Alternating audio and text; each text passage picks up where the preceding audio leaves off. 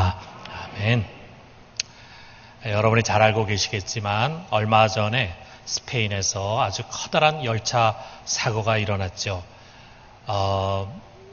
큰 커브길에서 80km 정도로 달려야 되는데 그만 이 기관사가 220km로 계속 달리다가 기차가 이렇게 탈선이 되고 그러면서 여러 차량들이 전복이 되고 그래서 정말 79명이라고 하는 수많은 사람들이 사망하는 그런 대형 참사로 이어졌습니다.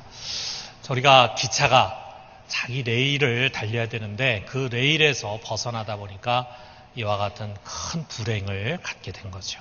우리가 기차를 생각하면서 배울 게 참 많이 있습니다. 우리 기차는 자기 마음대로 가는 것이 아닙니다. 이미 만들어진 레일이 있어요. 그 레일, 철로를 따라서 가야 합니다. 자기 마음대로 가고 싶다고 레일을 벗어나게 되면 그것이 자유가 아니라 오히려 불행이 되는 것입니다. 여러분, 우리 신앙인들에게도요, 주어진 길이 있습니다. 신앙이라는 게 그냥 내 마음대로 사는 거 아닙니다. 우리가 신앙을 갖기 전에는 내 마음대로 살았죠. 그러나 신앙을 갖고 나서는 신앙이라는 것은 우리가 주님께 우리의 삶을 위탁하는 것입니다. 주님께 우리 삶을 맡겨드리고 그 주님이 우리의 삶을 드라이브해 갈 수 있도록, 인도해 갈 수 있도록 해드리는 거예요. 그게 신앙생활이에요. 그렇다면 우리가 어디로 가야 합니까? 우리에게 주어진 길은 어떤 것입니까? 우리가 어디로 가야 할지 우리의 길을 모르겠습니다 라고 말하는 도마에게 예수님께서 유명한 이 말씀을 주셨죠. 요한복음 14장 6절 우리가 잘 아는 말씀이에요. 같이 한번 읽어봅시다. 내가 곧 길이요 진리요 생명이니 나로 말미암지 않고는 아버지께로 올 자가 없느니라. 우리가 단순하게 말하면 그거예요. 예수님이 길입니다. 예수님이 우리가 가야 할 그 길을 먼저 가신 거예요. 먼저 가시면서 그가 우리의 레일이 되신 거예요. 우리는 그 위로 달려가야 합니다. 우리 그 길을, 그의 뒤를 쫓을 때 우리는 살 수가 있어요. 왜냐하면 그 속에 생명이 있기 때문입니다. 그냥 사는 것이 아니라 바르게 살 수 있습니다. 왜냐하면 그가 진리이기 때문이에요. 그는 길이고 생명이고 진리 되시는 분이십니다. 그리고 우리의 처음이자 마지막이에요. 삶의 시작이면서 동시에 마지막 우리의 삶의 종착역이고 목표점이 되는 것입니다. 우린 처음부터 마지막까지 오직 예수, 그 예수를 통해서 우리가 가야 할 길을 배우게 됩니다. 오늘 이 성경에서 우리는 처음부터 마지막까지 여러분과 나에게 주어진 그 레일이 도대체 어떤 것이냐라고 하는 것을 한번 살펴보도록 해요. 첫 번째는 거듭나는 데서 시작을 한다. 우리의 출발점이 뭐냐? 거듭남이라는 거예요. 여기 21절에 이렇게 시작이 됩니다. 이때로부터 예수 그리스도께서 자기가 예루살렘에 올라가 장로들과 대제사장들과 서기관들에게 많은 고난을 받고 죽임을 당하고 제3일에 살아나야 할 것을 제자들에게 비로소 나타내시니 그랬어요. 여기에 맨 처음에 이때로부터라고 하는 말로 시작이 되고 맨 끝부분에 비로소라고 하는 말이 이제 있습니다. 주님은 자신이 이제 가야 할 길을 사실 오래전부터 제자들에게 이야기하고 싶었어요. 이게 너무 중요한 이야기입니다. 그런데 아직 때가 되질 않았어요. 그래서 이야기를 하지 못하고 있었습니다. 그러다가 이제 드디어 때가 되어서 비로소 제자들에게 자신이 가야 할 길을 이야기하게 됐다라고 하는 이야기예요. 그렇다면 무슨 일이 있었기에 그 때가 됐다고 얘기하느냐. 바로 이 앞부분 우리가 읽어보질 않았는데 그런 내용이 나오죠. 예수님께서 제자들에게 묻습니다. 사람들이 나를 누구라 하느냐? 그러고 난 다음에 너희는 나를 누구라 하느냐 그랬습니다. 그랬을 때 제자들을 대표해서 베드로가 명답을 얘기했죠. 여기 16절에 있는 것처럼 주는 그리스도시요 살아계신 하나님의 아들이시니다. 우리 한번 따라해 봅시다. 주는 그리스도시요 살아계신 하나님의 아들이시니다. 야, 이 대답이 너무나 탁월한 정확한 예수님에 대한 대답이었어요. 예수님께서 이 대답을 듣고 아주 흡족해 하셔서 바로 그거다 라고 하시면서 예수님이 뒤에 뭘 말씀하셨냐면 너는 베드로라. 베드로가 반석이라는 뜻인데 내가 이 반석 위에 내 교회를 세울 것이다 그랬습니다. 자, 베드로 위에 이 교회를 세운다라고 하는 그 말이 무슨 뜻이냐? 베드로 교황 위에 세운다라는 그런 뜻이 아니라 카톨릭에서는 그렇게 해석을 합니다. 그러나 그런 뜻이 아니고 두 가지 뜻이 있는데 그것은 뭐냐면 베드로로 대표되는 사도들과 선지자들의 터 위에 교회를 세울 것이다. 그것은 에베소서에서 반복이 돼요. 교회는 사도들과 선지자들의 터 위에 세워졌어요. 그 터 위에 주님께서 세우신다는 말씀이고 또 다른 하나는 뭐냐면 베드로가 한 바로 그 신앙의 고백 위에 교회를 세울 것이다.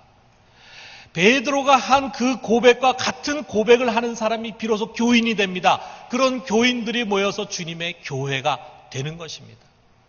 그렇기 때문에 내가 이 반석 위에 내 교회를 세울 것이다. 이렇게 주님께서 말씀하셨다 이거예요. 그리고 이 신앙 고백을 들으신 다음에 주님은 비로소 자신이 가게 될 길을 제자들에 가르칩니다. 그 말이 무슨 말이냐 하면은 이 신앙 고백을 바르게 한 사람, 이 신앙 고백을 통과한 사람만이 비로소 예수님의 십자가의 길을 이해하고 신앙 여정을, 자신의 신앙 여정을 볼 수 있는 영안이 생기게 된다는 말이에요. 이게 시작입니다. 여기가 우리 신앙 여행의 출발점입니다. 여러분, 우리가 예배에 참석한다고 해서 그 사람 믿음 있는 사람이 아니잖아요. 자, 이 자리에 우리 예배 드리는 사람들 중에도 오늘 처음 교회 나오신 분도 있을 거예요.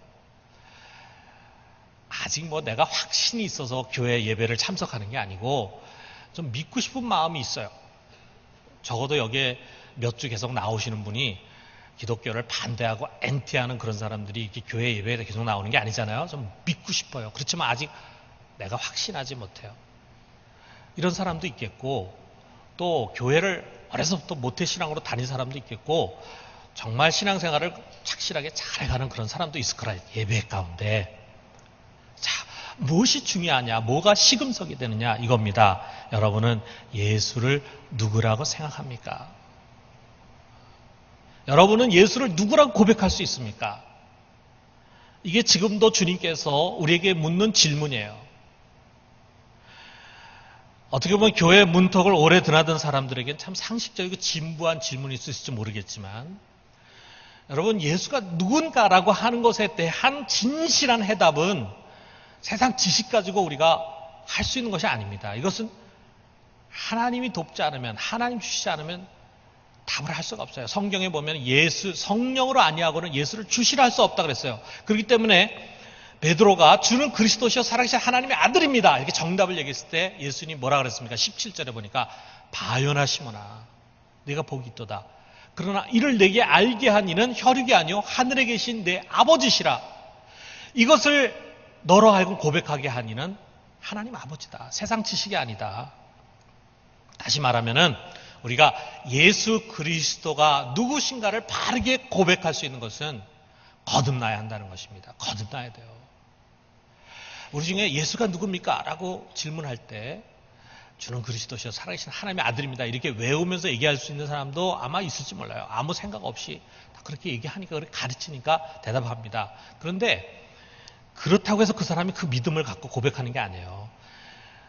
때로 그 믿음 때문에, 그 고백 때문에 굉장히 어려운 일이 찾아올 때, 큰 삶의 위기가 올 때 그 고백을 저버리는 사람이 있을 수가 있어요. 제가 전에도 한번 여러분에게 그런 실제적인 예를 말씀드렸던 거 여러분 기억할지 모르겠는데, 처녀 때는 이 주일학교 교사를 열심히 했습니다. 우리 지금 주일학교 교사 중에 청년들도 있고 아직 결혼 안 한 처녀들도 있잖아요. 뜨겁게 신앙생활을 하고 주일학교 교사를 했어요. 그런데 어떻게 하다 보니까 안 믿는 사람하고 결혼하게 됐어요. 가가지고 아들을 못 낳아 딸 계속 딸만 낳습니다. 그러다 보니까 시댁에서 막 핍박이 주어지고 어려움이 있는데 어떤 사람이 와서 그렇게 당신이 아들을 낳고 싶으면 어디 가서 정성을 들여라. 그러니까 옛날 처녀 시절에 가지고 있었던 그 신앙, 주일학 교사까지 하면서 가지고 있던 그 신앙 다 날려버리고 거기 가가지고 어느 절에 가서 정성을 들이니까 아들을 낳았어요. 거기서 하는 말이 종교 바꾸면 이 아들이 죽는다 그러니까 얼마나 기독교를 미워하는지 몰라. 그 사람도 분명히 교회 다니고 주일학 교사할 때 주는 그리스도시요 살아계신 하나님의 아들입니다. 그렇게 자기도 고백하고 학생들에게 가르쳤을 것이라 이거예요. 신앙이 있는 것 같이 느껴졌죠. 그렇지만 신앙이 아니었습니다. 오늘날 우리 이 안에서도 정말 예수가 누군가라고 하는 이 고백이 누군가 나에게 그 고백 때문에 칼을 들이대고 네가 그 고백하면 죽는다. 너 그 고백하면 직장을 잃는다. 너 그 고백하면 어려움을 겪게 된다. 라고 아무리 이야기한다 할지라도 나는 변함없이 예수님은 살아계신 하나님의 아들이고 그리스도십니다. 라고 고백할 때 그 진정 고백이라 이거예요. 그 고백은 누가 할 수 있느냐? 거듭난 사람이 하는 것입니다. 거듭난 사람. 그러므로 우리가 물과 성령으로 다시 태어나야 합니다. 그래야 우리가 종교인이 아니라 신앙인이 될 수 있어요. 어떻게 우리가 거듭납니까? 십자가의 은혜 가운데 우리가 서야 합니다. 십자가의 은혜. 거기서 주님이 십자가에 못 박혀 죽으셨어요. 그분이 어떤 분입니까? 처음이요 나중이고 알파요 오메가이고 만물의 주인이고 그리고 모든 권세의 근원이신 그 예수님이신데 하나님이신데 그분이 나를 구원하기 위해서 내 죄를 도말하고 사망 권세를 부서뜨리기 위해서 육신으로 오셔서 그 십자가에 못 박혀 죽으신 것입니다. 나를 위해 죽으셨습니다. 내가 이것을 믿고 그분을 나의 주로 고백을 할 때 우리가 거듭나게 되는 거예요. 여러분 정말 거듭났습니까? 이 시간에 우리가 한번 가슴에 손을 얹고 여러분 자신에게 질문했으면 좋겠어요. 내가 정말 거듭난 사람인가? 내가 정말 영적인 생활을 하고 있는 사람인가? 여러분 정말 신앙 여정을 가고 있습니까? 신앙 여정이 여러분 시작이 됐습니까? 거듭나야 합니다. 우리 부산중앙교회에 발을 디딘 모든 분들은 정말 한 사람도 빠짐없이 거듭남의 은혜를 갖기를 주님의 이름으로 축원합니다. 거듭나야 돼요. 그 거듭난 사람에게 비로소 주님이 길을 보여주시는 거예요. 그 첫 번째 길이 뭐냐면 십자가의 길이에요. 그래서 둘째는 십자가의 길입니다. 예수님 비로소 자기 갈 길을 말씀하시는데 우리가 아까 읽은 성경 말씀처럼 그는 이제 얼마 안 있다가 장로들과 또 대제사장들과 서기관들에게 붙잡혀서 많은 고난을 겪고 그리고 마침내 죽게 될 것이다. 십자가의 길을 가게 될 것이라고 말씀하십니다.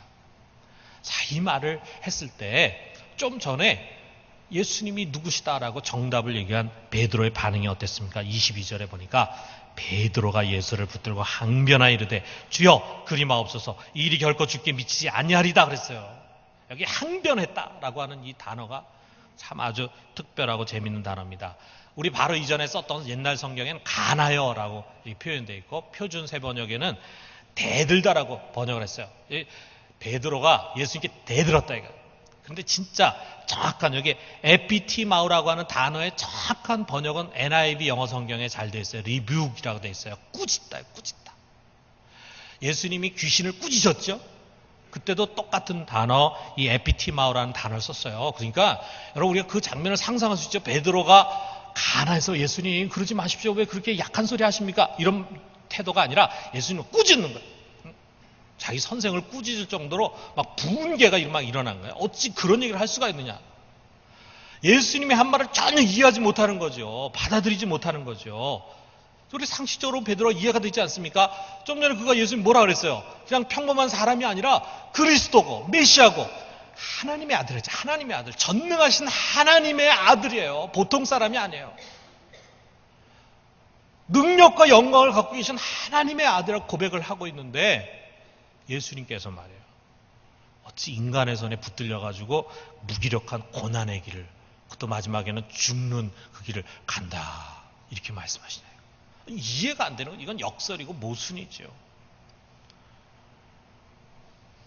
그래서 그렇게 말씀하지 마십시오. 이런 일이 절대로 주님에겐 있지 않을 것입니다. 라고 하면서 대들고 꾸짖는 이 베드로에게 주님은 최고의 책망으로 인간에게 할 수 있는 최고의 책망으로 책망하셨어요.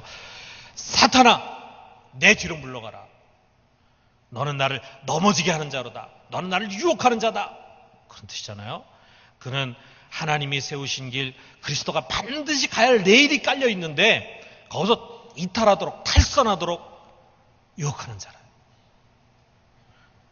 그를 책망한 다음에 예수님은 제자들을 돌아보시면서 이렇게 말씀하셨습니다. 24절에 보니까 같이 한번 읽어봅시다. 누구든지 나를 따라오려거든 자기를 부인하고 자기 십자가를 지고 나를 따를 것이니라. 여러분 지금 예수님은 예수님 자신이 십자가의 길을 간다고 하는 것도 이해하지 못하는 제자들에게 여기서 한술 더 떠가지고 나만 가는 거 아니야. 너희도 십자가의 길을 나를 따라서 와야 돼 라고 말합니다. 너희도 나처럼 십자가를 지고 따라와야 된다. 이것은 나만의 길이 아니라 너희도 가야 하는 길이다 라고 하는 것을 말씀하는 거예요. 그러니까 이 십자가가 단순히 구원의 표만이 아니에요. 그 십자가에 못 박힌 예수 그리스도를 믿음으로 우리가 구원받는다고 하는 구원의 표만이 아니라 구원받은 우리들이 가야 할 우리들에게 정해진 신앙 여정의 길입니다. 십자가의 은혜를 입은 사람들은 모두가 다 십자가의 길을 가야 합니다. 여러분, 그것이 여러분과 내 앞에 놓여져 있는 내일이에요. 예수님 먼저 가심으로 그 레일을 놓으셨습니다. 그리고 말씀하십니다. 너희가 나의 제자가 되고 나를 따라오려거든 너희는 다른 길로 가면 안 된다. 이 길로만 와야 된다. 기차가 그 놓여진 레일로만 가는 것처럼 우리는 그 길로 가야 합니다. 다른 길로 가서는 안 됩니다. 이 길로 와라. 여러분, 어떤 반응을 보이시겠어요? 십자가를 지고 자기를 부인하고 나를 쫓으라 하는 그 말씀 앞에서 옛날에 청년 시절에 참 이 말씀 싫었어요. 너무 부담이 됐어요. 아마 여러분 중에 그런 생각을 가시는 분들 있을 겁니다. 내가 신앙을 갖고 교회에 나와서 전능하신 하나님 의지하고 신앙생활 하려고 하는 거는 그분을 의지하려는 겁니다. 당면한 나의 산적한 수많은 문제들, 그런 것들 다 해결받고 고난에서 좀 벗어나려고 하는데, 아니 거꾸로 고난의 길을 가라니요. 그렇지 않아도 찜통더위에 스트레스 받는데 아니 그런 설교를 내가 들어야 되겠습니까? 이런 생각을 가지시는 분이 있을 거예요. 여러분과 저 같은 생각이에요. 저도 같은 생각입니다. 전능하신 하나님 의지에서 좀 형통하게 살고 싶다라고 하는 게 저의 생각 마찬가지예요. 가난도 좀 물리치고 병도 좀 물리치고 나를 괴롭히는 자도 좀 물리치고 시험에도 척척 붙고 결혼도 잘하고 그리고 좋은 직장도 갖고 하는 사업마다 다 잘되고 자식들 다 공부 잘하고 성공하고 그렇게 해줄 수 있는 힘을 가지신 분을 통해서 그렇게 살고 싶다 이거예요. 그래서 좀 편안한 삶, 성공적인 삶, 즐거운 삶을 누리고 싶습니다. 왜 아니 그러겠어요? 사람인데. 근데 이게 우리 사람의 생각이라 이거죠. 사람의 생각. 예수님께서 자기를 책망한 베드로를 이렇게 크게 책망하셨죠. 23절에 보니까 내가 하나님의 일을 생각하지 않고 도리어 사람의 일을 생각한도다. 왜 베드로가 이와 같은 태도를 예수 앞에 보였냐면 사람의 생각을 가졌기 때문에 사람의 일을 생각했기 때문이라 이거예요. 사람의 일을 생각한 베드로가 예수님이 가야 할 십자가의 길을 이해하지 못했던 것처럼 오늘날 사람의 일을 생각하는 우리는 우리가 십자가의 길을 가야 한다는 것을 이해하지 못합니다. 그것을 부담스럽게 생각을 합니다. 그러나 여러분, 신앙이라는 것은 사람의 일이 아니라 하나님의 일을 생각하는 것입니다. 십자가의 길을 우리가 가야 돼요. 그게 여러분과 내 앞에 놓여져 있는 레일이에요. 운명이에요. 그거 싫은 사람은 나 이제 거꾸로 가겠습니다. 사표 쓰고 그리고 이제 예수 안 믿는 사람 되겠습니다라고 할 수밖에 없어요. 여러분 그거 원하지 않잖아요. 우리가 예수를 믿고 거듭나고 구원받고 신앙을 갖게 된 것이 얼마나 큰 축복입니까? 우리 앞에 그 길이 놓여있다 이거예요. 그런데 여러분 우리가 십자가의 길이라는 게 무슨 커다란 엄청난 결단을 해야 되는 그런 것이 아니에요. 마치 우리가 순교를 해야 되는 것처럼 지금 하고 있는 일을 내려놓고 나도 선교사로 나가고 그리고 신학교에 가가지고 목회자가 돼야 되는 게 아니냐. 내가 이렇게 그냥 매일 직장에서 하루 종일 일하면서 돈 벌면서 이렇게 사는 게 이게 진짜 헌신이냐. 내가 이게 뭔가 세상에 속해 있는 게 아니냐. 나도 뭔가 전임 사역자가 돼가지고 헌신해야 되는 거 아니냐. 내가 갖고 있는 재산을 다 내놔야 되는 거 아니냐. 여러분 이거 아닙니다. 이게 십자가의 길을 가리키는 게 아닙니다. 때로 어떤 데서는 십자가의 길을 얘기할 때 꼭 그런 식으로 끌고 가려고 하는 사람들이 있는데 여러분 보세요. 이런 거창한 헌신이 아니라 예수님 얘기한 건 뭐냐면 자기 십자가를 지라는 자기 십자가. 여러분 우리 사람마다 다 자기 주어진 십자가가 있습니다. 여기 앉아서 예배드리는 모두 다 각자 자기 십자가가 있어요.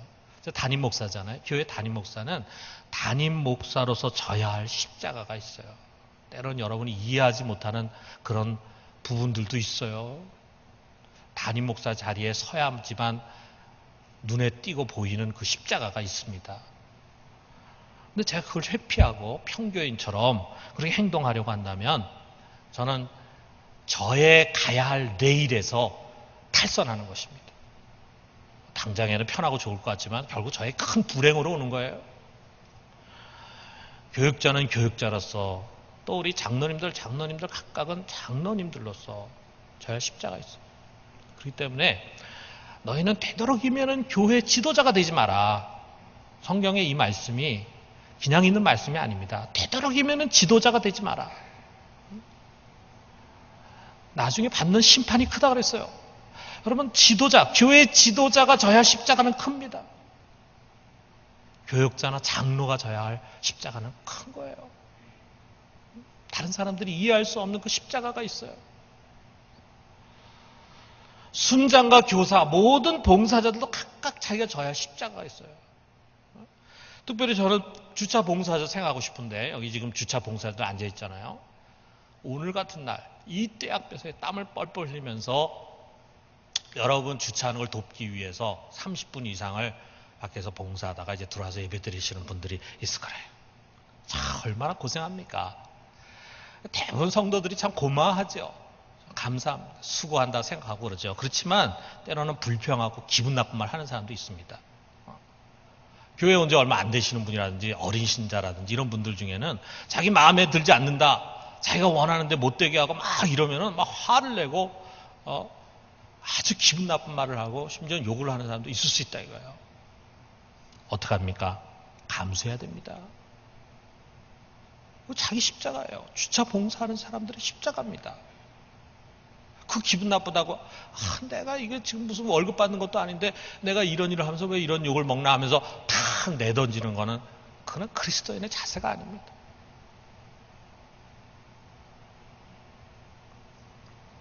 여러분 우리 모두가 다 세상 속에서 복음의 증인으로 부름받았어요. 우리는 다 전도자예요. 그러나 여러분 복음의 증인으로 산다는 건 인기 없는 일입니다. 때로는 그것 때문에 우리가 불편한 관계를 가질 수 있고 욕을 먹을 수도 있고 때로는 비방을 받을 수도 있어요. 그러나 우리는 주님이 오시는 그날까지 그의 죽으심을 전하는 것이 여러분과 나에게 주어진 사명입니다. 우리는 그것을 위해서 때로 고난을 받고 어려움을 당한다 할지라도 그 십자가를 거부해서는 안 됩니다. 우리가 운명과 같은 거예요. 그건 우리에게 주어진 사명이에요. 또 우리가 삶의 자리에서 오는 십자가가 있잖아요. 어떤 사람은 불신 식구들로부터 오는 핍박을 받으면서 신앙생활을 합니다.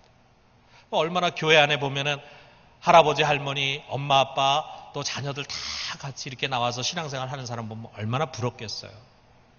근데 자기는 아무도 믿는 사람이 없고 자기 혼자 딱 믿는 거라. 그러니까 뭐 집안에 무슨 우환이 있거나 어려움이 있으면 저게 교회 다니는 바람에 집안에 이렇게 불행이 닥쳤다고 혼자 이제 희생양이 다 되는 거죠. 그런 이야기를 다 들으면서 교회 생활하고 신앙생활하는 게 얼마나 어렵겠어요. 일대 신앙인이 된다는 게 얼마나 어렵습니까? 그러나 지고 가야 할 십자가입니다. 어떤 사람은 정말 사랑하기 어렵고 이해하기 어려운 가족들과 같이 살아야 하는 사람도 있어요. 어떤 사람은 정말 병든 부모를 오랫동안 모셔야 하는 사람도 있습니다. 자기 주위에 손 벌리는 사람들이 너무 다 가난한 친척들이라 손 벌리는 사람이 많은 그런 사람들에 둘러싸여서 살아가는 그런 사람도 있죠. 어떤 사람은 평생 물질적인 어려움 때문에 가난 때문에 고생하는 사람들이 있어요. 어떤 사람은 질병이나 육신의 가시를 가지고 살아갑니다. 어떤 사람은 공부에 전혀 은사가 없는 자녀를 두고 살아가는 사람도 있고 더 나아가서 장애인 자녀를 키워야 하는 그런 사람도 있어요. 다른 자녀들은 공부도 잘하고 건강하고 그러는데 왜 나의 자녀는 이렇게 약하고 장애인을 가졌을까? 아마 이렇게 생각하는 부모들이 있겠죠. 싫다고 도망갈 수 없습니다. 그래서도 안 됩니다. 어떤 사람은 직장에서 아주 까다로운 상사와 함께 일을 해야 돼요. 회사 내에 뿌리박힌 불의한 관행과 맞서는 그래서 그것으로 인해서 왕따를 당하는 그런 시련을 감내합니다. 아울러 우리 한반도에 살아가고 있는 우리 모든 그리스도인들은 세계 유일한 분단의 나라에서 극심한 이념 갈등의 한가운데서 정말 평화로운 통일을 이뤄가기 위해서 절제하고 인내의 길을 가야 하는 십자가를 지고 있어요. 다른 나라 사람들은 이런 십자가가 없어요. 그런데 우리 시대의 그리스도인들은 이 십자가를 지고 살아가야 됩니다. 제가 열거한 이런 모든 것들 이외에도 여러분 각자의 삶 속에서 원하지 않지만 할 수밖에 없는 그러한 주어진 과제들이 있겠죠. 해결할 수 있는 문제라면 우리는 더 좋은 방향으로 고쳐가야 합니다. 때로는 기도를 통해서 그것을 변화받을 수 있도록 해야 됩니다. 그러나 바꿀 수 없는 것이라면 우리는 받아야 합니다. 주님이 지으신 십자가라면 우리는 은혜로 그것을 져야 한다 이거예요. 여러분, 우리 육신이 사실은 누구나 다 십자가를 힘들어하죠. 다 마찬가지입니다. 저도 그렇고 여러분도 그렇고 힘든 일은 피하고 싶고 좀 편한 길, 당장에 즐겁게 하고 유익하게 하는 일을 선호하죠. 근데 여러분, 우리가 그런 육신의 소욕에 귀를 기울이다 보면은요, 어느 누구도 십자가를 지고 싶어 하지 않습니다. 가정에서도 친족들 간에도 힘든 일을 안 하려고 하다 보면은 결국 손가락질 받잖아요. 참 저 예수쟁이라고 하면서 너무 이기적이다. 우리가 십자가의 길을 가고 있는지 아니면은 세상 사람들과 똑같이 넓고 편안한 길을 가는지 세상 사람들이 너무나 잘 압니다. 조그만 어려운 일에 부딪히면 도망가려 할 것입니다. 그렇기 때문에 여러분, 우리가 정말 주님이 가신 십자가의 길을 가려면 어떻게 되느냐? 평생 자기를 부인해야 돼요. 자기를 쳐서 복종해야 합니다. 여기 예수님 말씀하셨잖아요.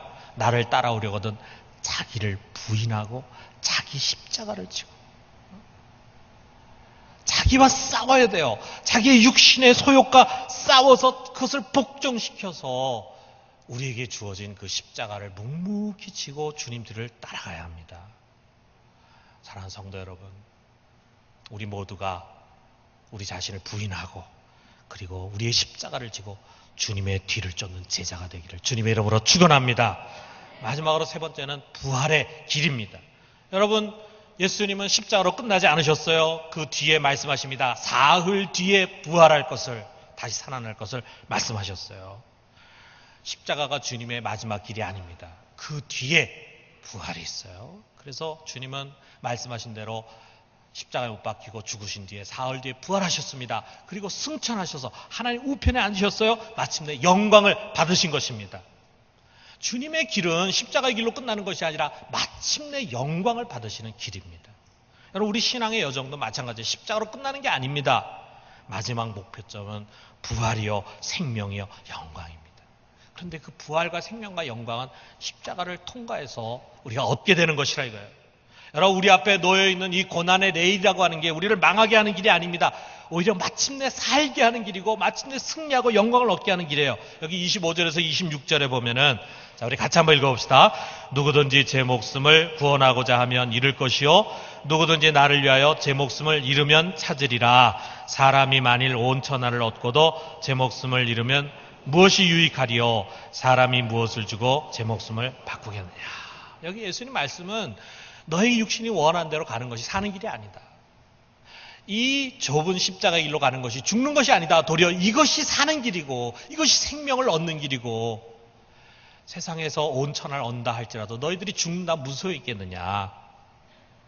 너희들이 살 때 비로소 이 세상 모든 것을 가질 수 있게 되는 것이다 라고 하는 주님의 말씀입니다. 그렇습니다. 여러분, 우리가 고생하고 희생하고 손해보는 것 같지만 이 길이 사는 길입니다.